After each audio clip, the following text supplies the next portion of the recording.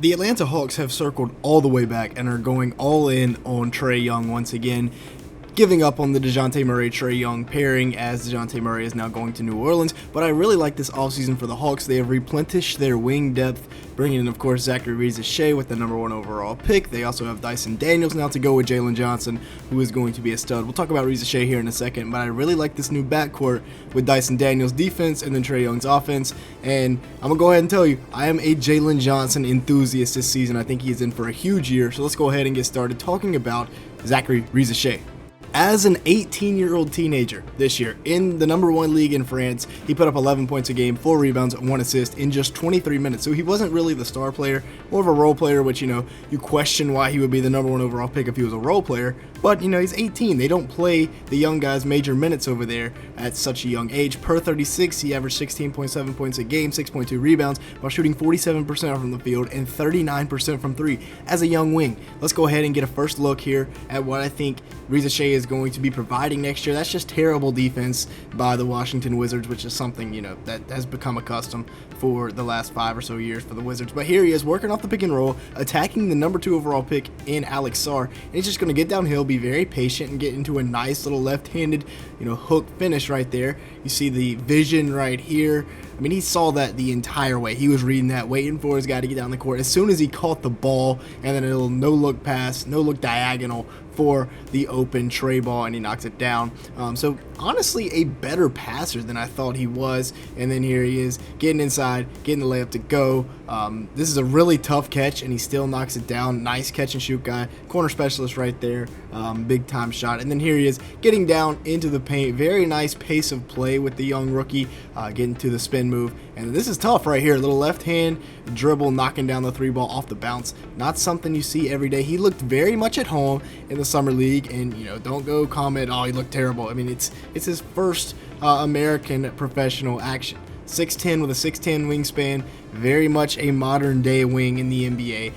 Perfect for what the Hawks are trying to build. I really like this pick. I think it was a home run. He was my #1 guy the whole way. Now, I think this is a perfect duo here, like I said earlier, with Dyson Daniels and Trae Young. We see the trade here. They bring in E.J. Liddell, Larry Nance Jr., of course, Dyson Daniels, and a couple of first-round picks, which could end up being very valuable. But, Dyson Daniels himself, former top 10 pick, 21 years old, still so much potential. He only averaged 6 points, 4 rebounds, 2.7 assists in 22 minutes a game last year. But once again, he was buried in a rotation of Pelicans wings that was very, very good. Look at that right there, getting up top and rejecting that at the rim, providing some rim protection at the guard spot. He's 6'8" with a 6'11" wingspan, 45% from the field, 31% from 3. I think Dyson Daniels is eventually going to be a really good guard here in Atlanta. You see the instincts right here, just going in from the weak side, from the blind side even, picking that out and going down and dunking it the other way against his future team. Knocking down the 3 ball here, solid jump shot mechanics. I really like that. Would like to see the pinky a little bit more out on the release, but that's fine-tuning type stuff right there. And then here he is once again, just coming from behind on the white pal. Pause. Alright, sorry for getting a little out of pocket there, but he is a very natural point guard. He was drafted as a point guard coming from Australia. You see the instinct still.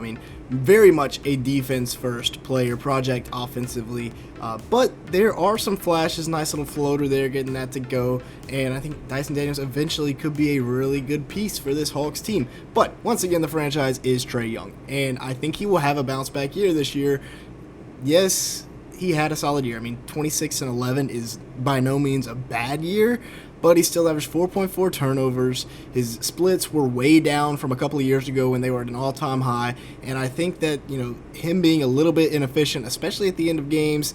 DeJounte Murray was the guy that was taking shots at the end of the games last year for the Hawks, so maybe he can become a little bit more efficient and get a little better down the line. But once again, everything is going to be run through him, like we saw a couple of years ago when they made it to the Eastern Conference Finals.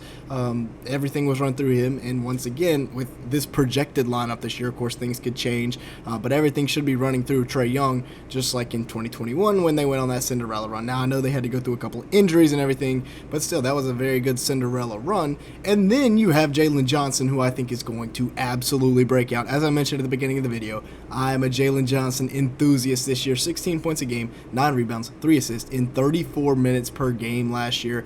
On top of that, he shot over 50% from the field, and 36% from 3 for a 6'10" wing is not bad, especially on 5 attempts. He does everything. Here he is playing point guard, throwing the lob up to Saddiq Bey, and then here, this is very Jokic-esque, or if it was football, a little bit Mahomey here, skipping it across the zone for the knockdown 3 from Saddiq Bey, a little bit like the Joker, like we said, and then here he is once again, just coming off of the little rub screen from Bogey there, not easy dunk. He's 6'10", this is every GM's dream right here, is a guy like this dunking on Chet Holmgren, and Chet Holmgren's a great rim protector, and he just put it right down his throat. Pause again. Good. We're being a little too sus today. But anyways, there it is again for a little bit better context. But yeah, if you are enjoying today's video, make sure to the like button, leave me a comment down below, and hit that subscribe button if you are enjoying. As you can see here, pretty much everybody that watches these videos are not subscribed to the channel. So if that is you, go ahead and fix that right now. With that being said, let's go ahead and continue on here, looking at potentially the 6th man of the year this year in Bogdan Bogdanovic. After he absolutely lit up Team USA to the tune, he had to have close to 30. He was over there talking trash to Melo the whole game, and then Braun and the boys got a little upset. They got us back. But he averaged 17 points, 3.4 rebounds, 3.1 assists last year. And people should have known, really, with that Serbian national team, a guy that put up numbers like this for Atlanta, 43% shooting from the field, 37% from 3 on 7 attempts. Very good, or not very good, but good efficiency for that amount of volume. And he was 5th in 6th man of the year voting. So a guy that definitely is a big piece to this Hawks team coming back next year. Yes, he's getting a little bit older. They also have DeAndre Hunter, so they have 2 really good wings off the bench that are, yes, Bogey's a little old, Hunter's a little injury prone, but still 2 very good wings off the bench. Hunter coming off of a year where he played the most games he's played in quite some time, averaging 15.6 points a game, 5.6 rebounds, 1.5 assists, and 0.7 steals per game. Was one of the better defenders in the league.